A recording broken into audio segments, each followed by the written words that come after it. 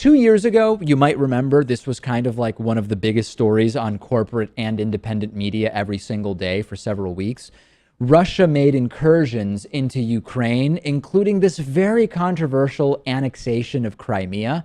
Roughly 10,000 lives have been lost as a result of the ongoing violence. Now, you might expect that the Republican nominee, Donald Trump, would have, I don't know, some semblance of a working knowledge of what's going on in Ukraine.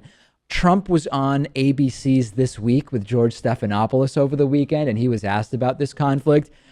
If you're expecting to see anything even resembling insightful opinion on what's going on there, forget it. It's not even clear that Donald Trump has a passing awareness of what the hell was going on over the last 2 years in that part of the world. You'll remember that the Trump campaign pushed a little bit more of a pro-Russia Republican platform 2 weeks ago.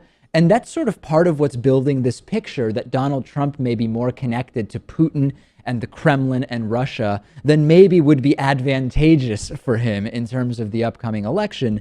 And he was asked about this. That was sort of the context. George Stephanopoulos said, hey, so, you know, your campaign, you pushed for a lighter touch when it comes to Russia in the Republican platform. It's already hilarious just with Trump's first response. Take a look. Why did you soften the GOP platform on Ukraine? I wasn't involved in that. Honestly, I was not involved. Yeah, I was not involved in that. I'd like to, I'd have to take a look at it, but I was not involved. Do you know what they did? They softened it, I heard, but I was not involved. So let me see if I get this straight. Your campaign, which speaks for you, presumably the campaign is a representation of you, makes changes to the Republican, it asks for changes to the Republican platform, which softens the stance on Russia. And when you're asked about it, the first thing you said is, I wasn't involved in that at all. And I've only heard in passing that my campaign, which works on behalf of me, has softened.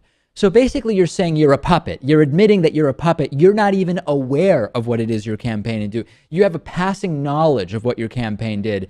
Your people are doing things that you're not involved in, nor understand, nor seemingly have an informed opinion on. Great leadership from the master at building organizations, right? I mean, this is just ridiculous.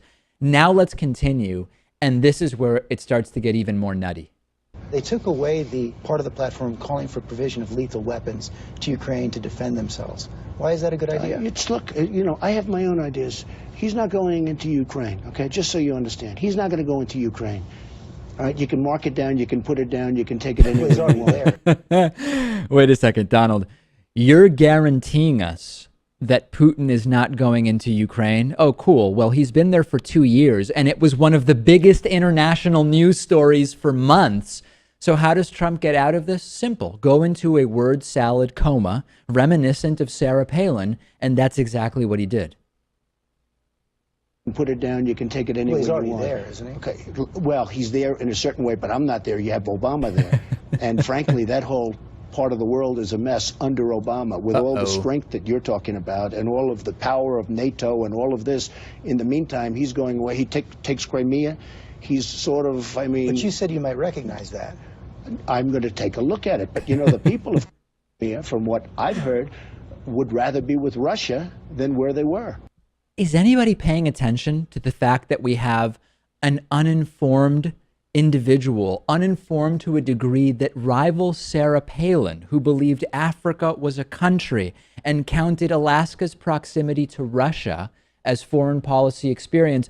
Trump is rivaling Sarah Palin's lack of knowledge. The laughingstock of the last 8 years of the Republican Party, Sarah Palin, might know more than Donald Trump about some of these issues.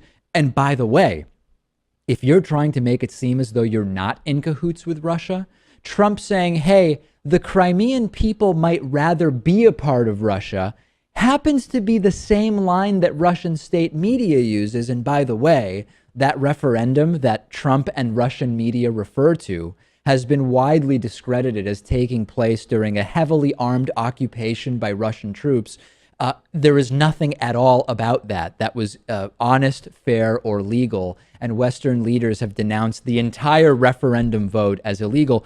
It's sort of funny and horrifying that I'm able to group together the opinion of Trump and Russian state media That's what we have right now. This is the situation. And the most disturbing thing, I'm not disturbed particularly that you have people as clueless as Donald Trump.